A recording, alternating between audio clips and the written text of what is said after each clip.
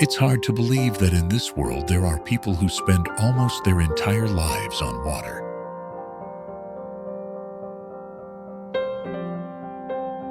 On the edges of distant archipelagos, where maps fade into waves and the sky meets the sea, there are no roads, no borders, only water, wind, and tide.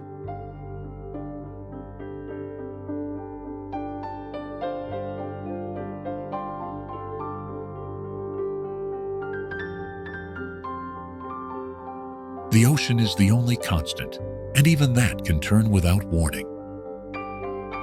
And yet, this is home for the sea peoples of Southeast Asia. For them, the boat is cradle, shelter, and compass.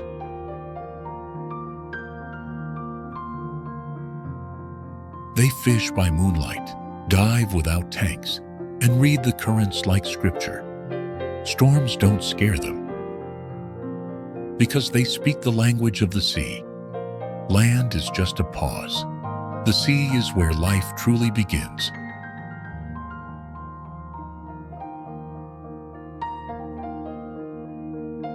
This is the story of the ocean tribes, drifting, enduring, and forever tied to the pulse of the tide.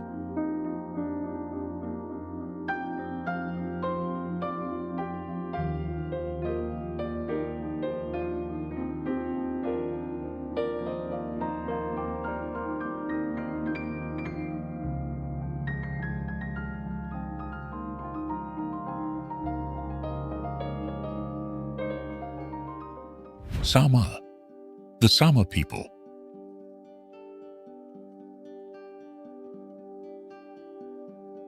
Often called the sea gypsies of Southeast Asia, have lived for centuries with the ocean as their only constant.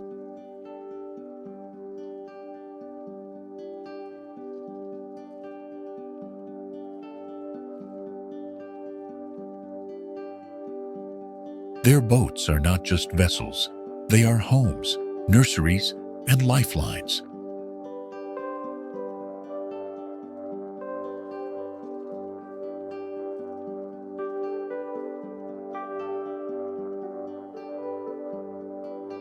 Children grow up learning to paddle before they can even walk on land.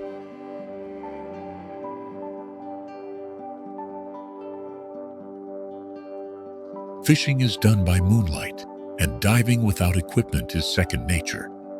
For the Sama, land is temporary. The sea is where life begins, flows, and returns.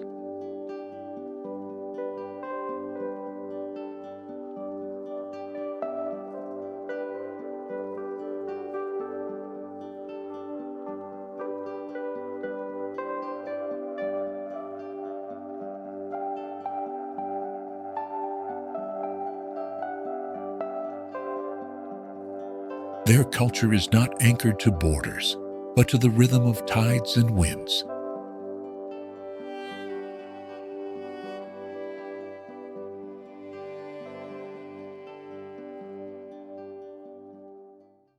Baja Laut. The Baja Laut, sometimes known as the nomads of the sea, spend their lives drifting across the waters of Malaysia, Indonesia, and the Philippines.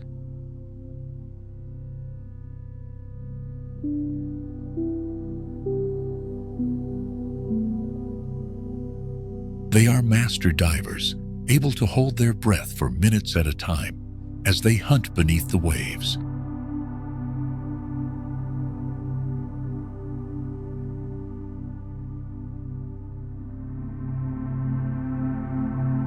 Entire families live aboard small wooden boats, their homes rocking gently with the ocean's pulse.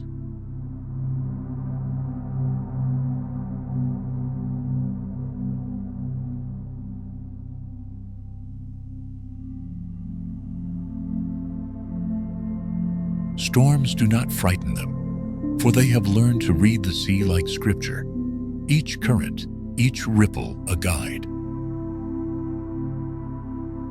To the Baja Laut, the water is not a barrier but a highway, connecting generations of ocean-born life.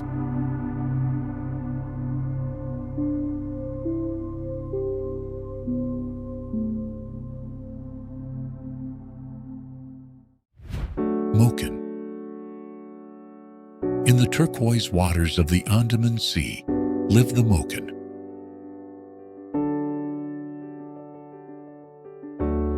A people whose bond with the ocean is unmatched. Known as sea nomads, they can see clearly underwater, without goggles, and navigate storms with instinctive knowledge passed down over centuries.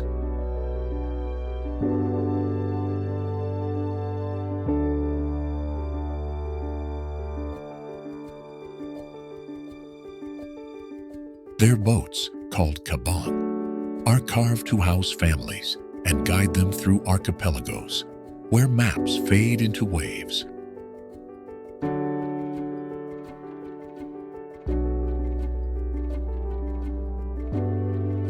Land is a place they visit briefly. The sea is where they harvest food, raise children, and keep their traditions alive.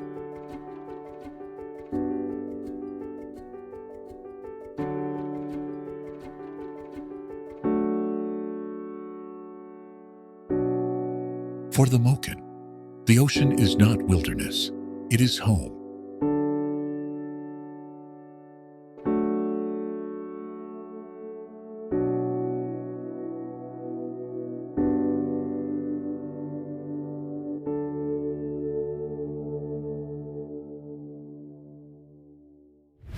Orang Laut.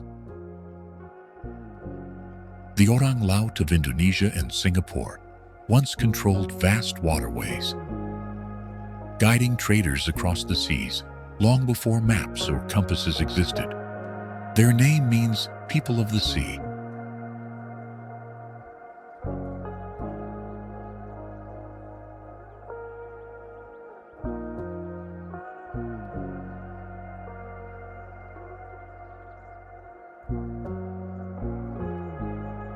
And even today, many live in stilted homes, above tidal flats, or on boats that never rest.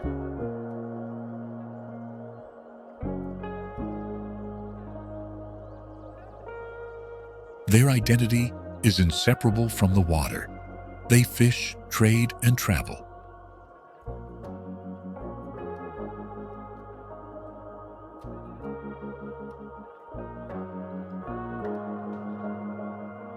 Across currents that have shaped their way of life for centuries.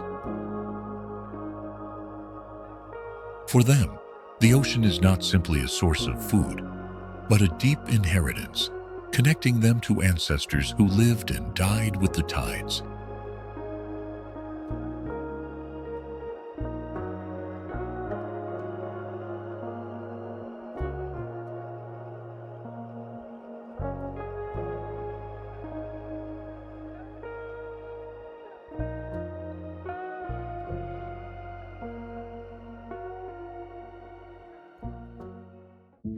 Tanka.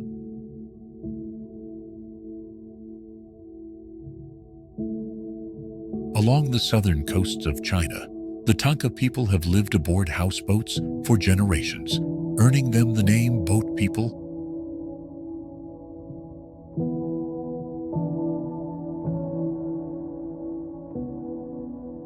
Entire families grow up on the water, with marriages, festivals, and even funerals unfolding on decks.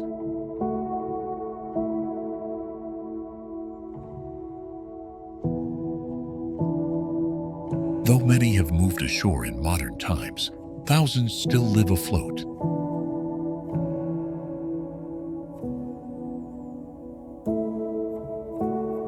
Their wooden boats line together like floating neighborhoods.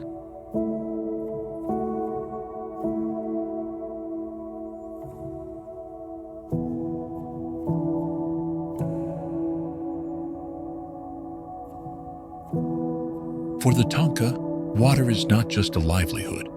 It is a legacy, a heritage that survives even against the pull of urban change.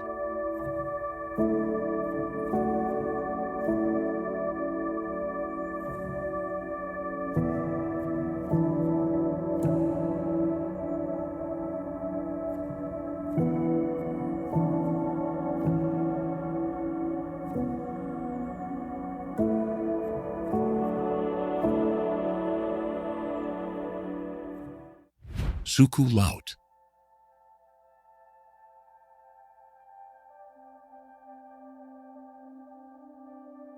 The Suku Laut, literally the people of the sea, dwell among the islands of Indonesia's Riau archipelago.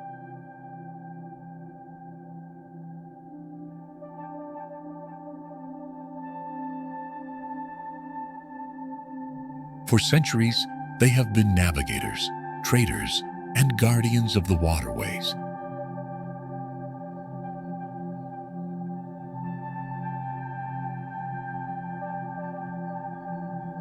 Guiding ships long before modern charts were drawn.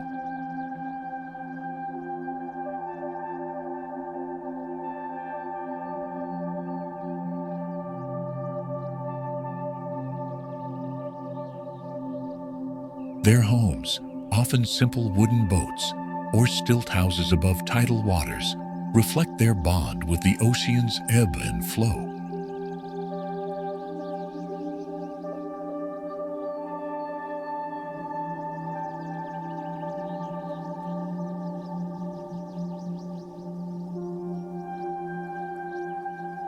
Fishing sustains them, but their true wealth lies in their knowledge of currents and hidden channels.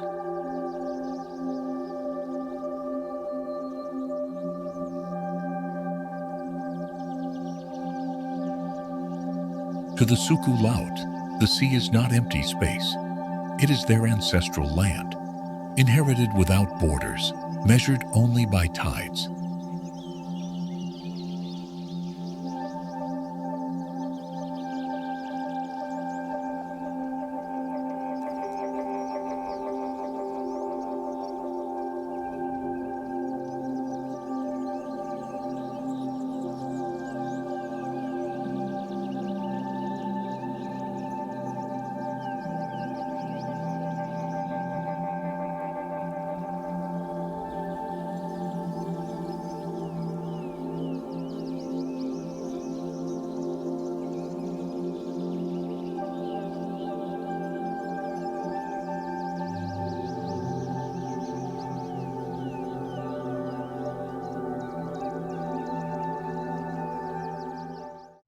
Bajau. The Bajau are perhaps the most legendary of Southeast Asia's sea peoples. Known for their astonishing free-diving abilities, Bajau divers can descend over 60 meters and hold their breath for minutes, their bodies adapted over generations to life beneath the waves.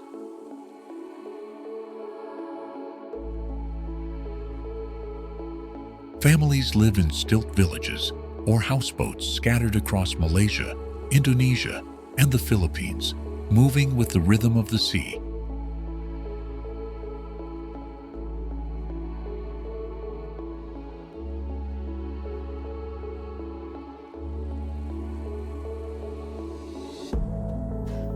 Children learn to swim before they can walk, and elders pass down songs, myths, and fishing lore tied to the ocean's moods.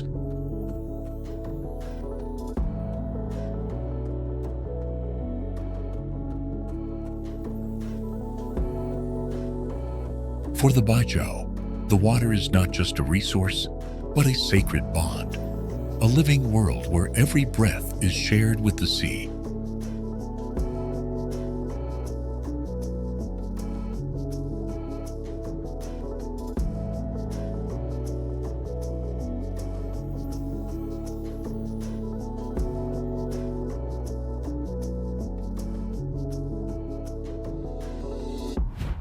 Duano.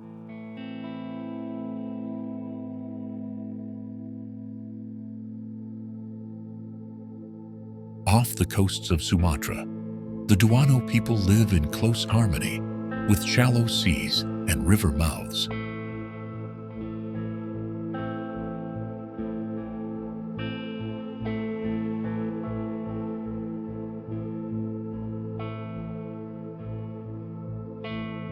Sometimes called the Orang Kuala, or people of the estuaries, they build floating homes or lightweight boats that carry them between fishing grounds.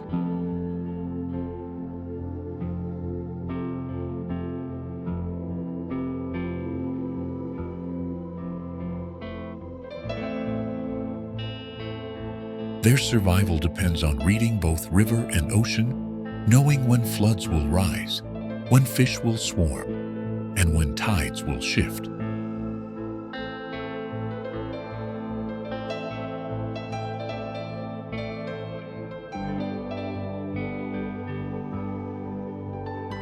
Their life is quiet but resilient, shaped by patience and adaptation.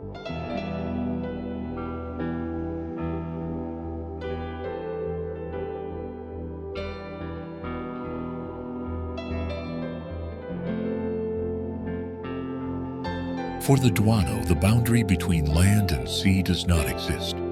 Both are threads in the fabric of survival.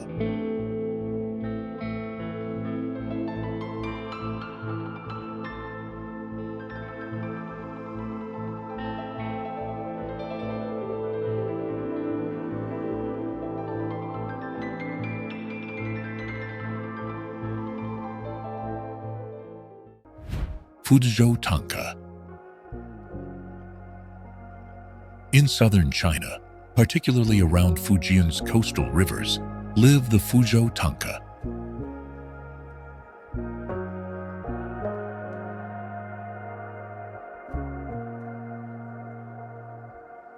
For generations, they were outcasts of the land, forced to build their lives entirely on boats.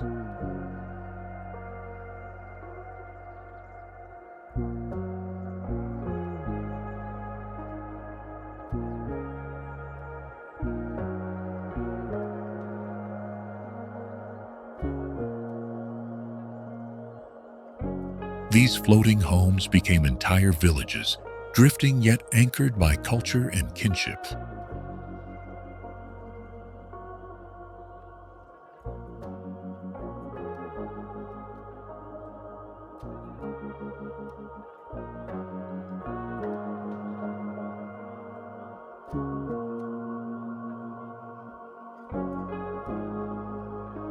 Weddings, festivals, and even marketplaces happened on the water, where boats gathered like small cities.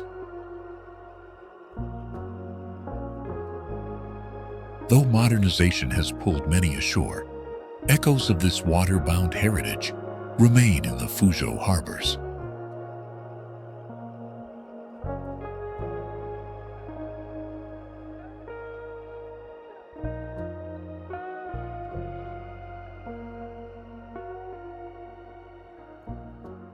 For the Tanka, the river was more than home. It was the only world they were ever allowed to know, and in it, they built a proud resilience.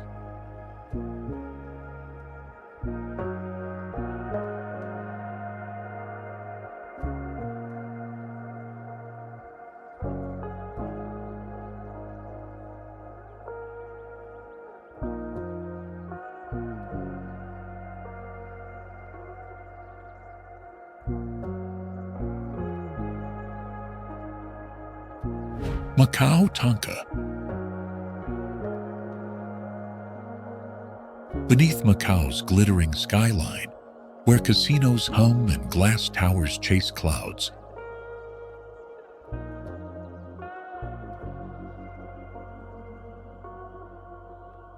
the Tanka once drifted quietly through the harbors in their wooden boats, unseen but essential.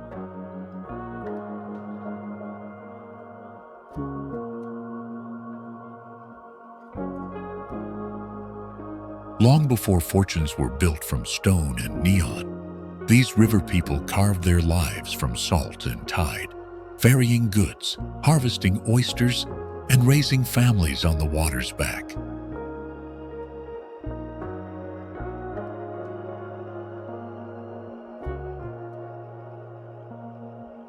Their floating homes rocked gently with the seasons. Children learned to walk on swaying decks, while rituals marked each moon, each catch, each loss.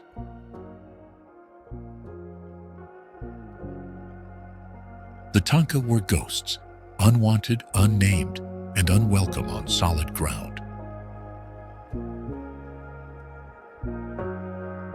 As Macau grew upward, the Tanka were offered land, but asked to abandon their tide-bound identity. stilt villages vanished beneath development, and generations were pushed ashore, their stories drowned beneath concrete and glass. Maldives, scattered like jewels across the Indian Ocean.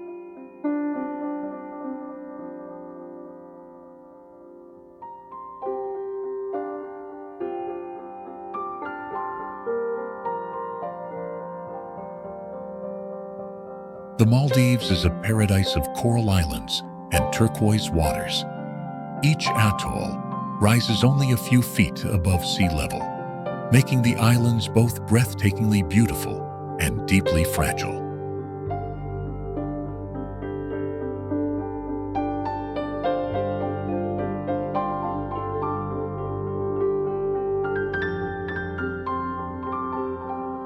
White sandy beaches stretch endlessly, shaded by swaying palms, while vibrant reefs beneath the waves shelter some of the most diverse marine life on Earth.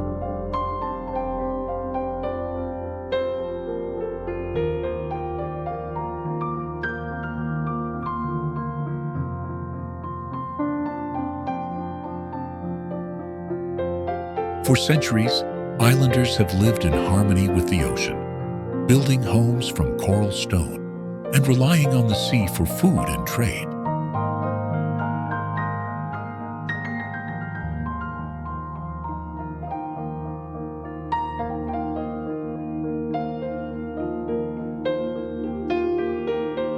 But beyond its postcard beauty lies a story of resilience.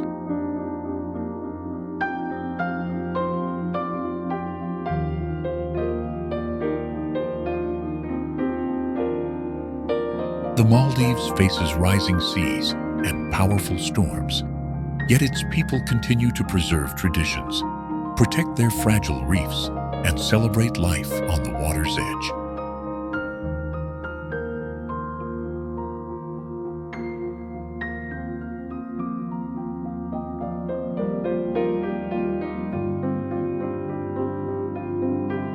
It is a place where the rhythm of the ocean guides every moment, a paradise that reminds us how precious and fleeting such wonders can be.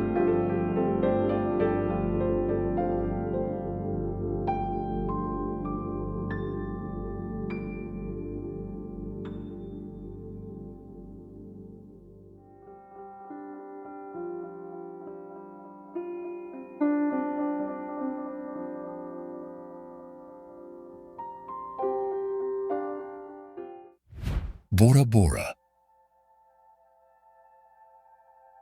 Rising from the heart of French Polynesia, Bora Bora is often called the Pearl of the Pacific.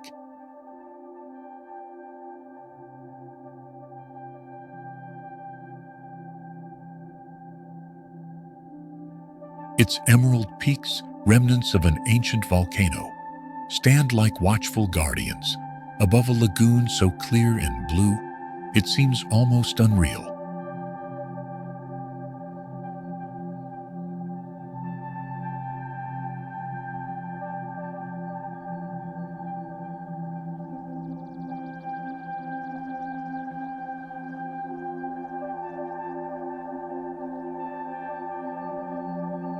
Encircling reefs create calm waters where colorful fish and manta rays glide, making the island a sanctuary for marine life.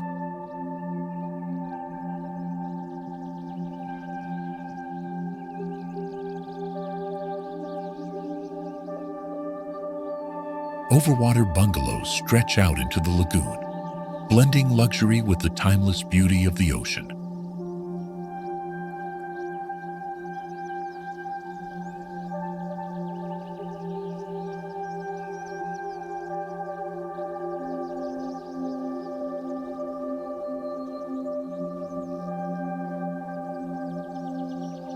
For generations, Polynesian people have called Bora Bora home, living from the sea, cultivating taro in lush valleys, and passing down legends of gods and warriors tied to the island's jagged peaks.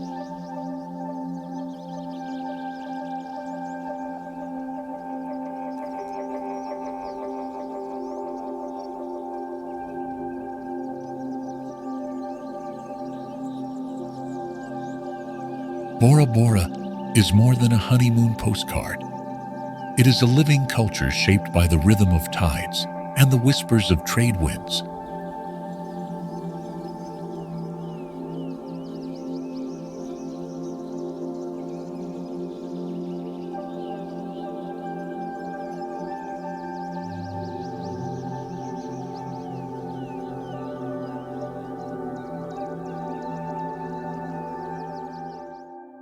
The volcanic soil nourishes rich greenery, while the lagoon sustains both life and spirit.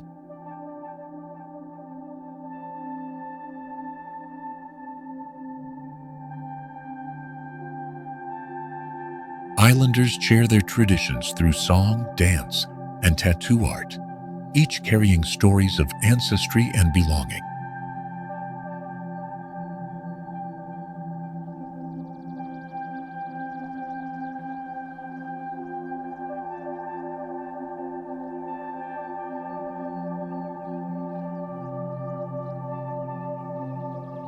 Yet Bora Bora also faces the challenges of modern tourism and climate change, testing its balance between preserving heritage and embracing the outside world.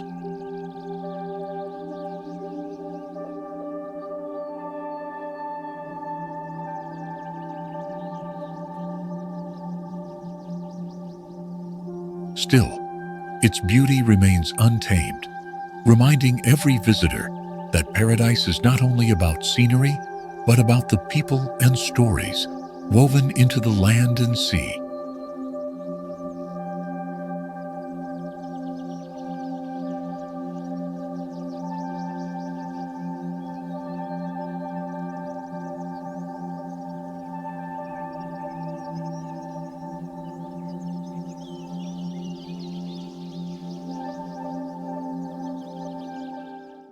As the tides rise and fall, so too do the stories of those who built their lives upon the water.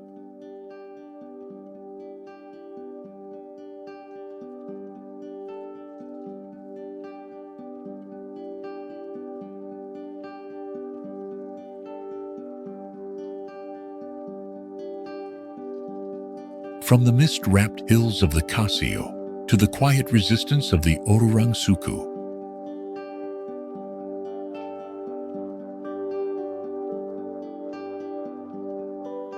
each people reminds us that survival is not just about enduring, but about belonging.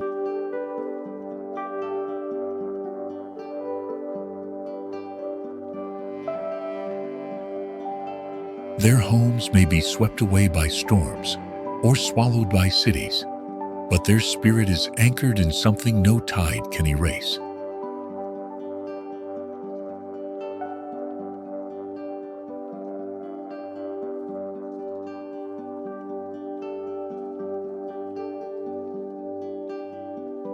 We often look at the water and see danger, distance, or division. But for these communities, the water is memory, inheritance, and life itself.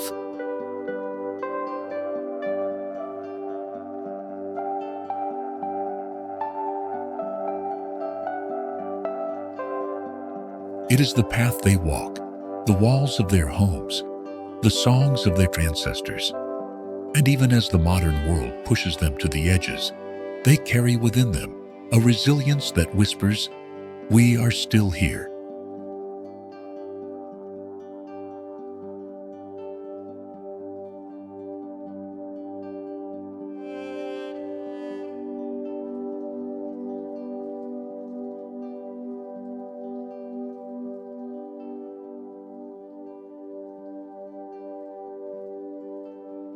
Perhaps their greatest lesson is not in how they live on the water, but in how they live with it, flowing, adapting, yet never forgetting who they are.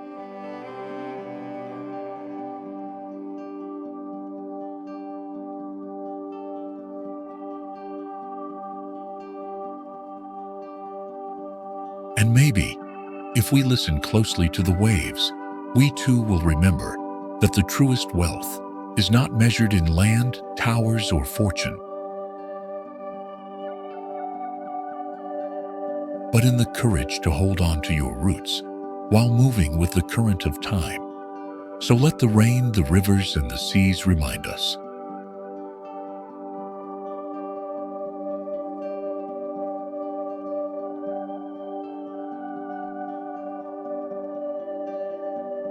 Stories do not vanish, they echo.